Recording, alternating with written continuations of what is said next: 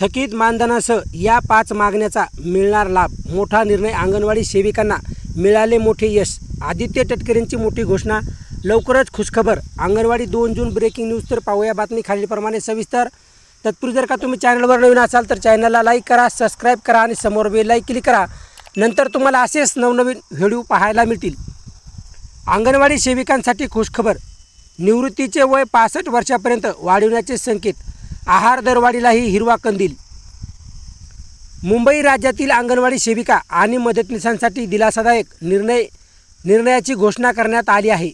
अंगणवाडीतील बालकांना अधिक गुणवत्तापूर्ण आणि पोषण आहार उपलब्ध करून देण्यासाठी आहार दरवाढीबाबत शासन सकारात्मक असून अंगणवाडी मदतनीस पदावरून सेविका पदावर नियुक्ती झालेल्या कर्मचाऱ्याचे सेवानिवृत्तीचे वय 60 वरून 65 वर्षापर्यंत वाढवण्याच्या दृष्टीने कारवाई सुरू असल्याची माहिती महिला व बालविकास मंत्री आदिती तटकरे यांनी दिली.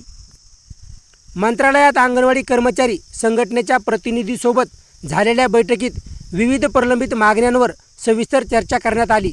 बालकांचा आर्थिक उत्तम आहार मिळावा यासाठी आहार दरवाढीचा प्रस्ताव प्रक्रियेत असून कर्मचाऱ्यांच्या उत्पादनात ग्रॅज्युटी संदर्भात शासन सकारात्मक भूमिका घेत आहे. याशिवाय प्रोत्साहन भत्ता आणि केंद्र शासनाकडील थकीत मानधन तातडीने वितरित करण्यासाठी आवश्यक कार्यवाही सुरू असल्याचेही तटकरे यांनी स्पष्ट केले. महानगरपालिका क्षेत्रातील अंगणवाडी केंद्राच्या भाडेवाढीचा प्रस्ताव केंद्र सरकारकडे पाठवण्यात आला असून कामकाज अधिक सुलभ करण्यासाठी अंगणवाडी केंद्रामध्ये वायफाय सुविधा उपलब्ध करून देण्याचाही विचार सुरू आहे.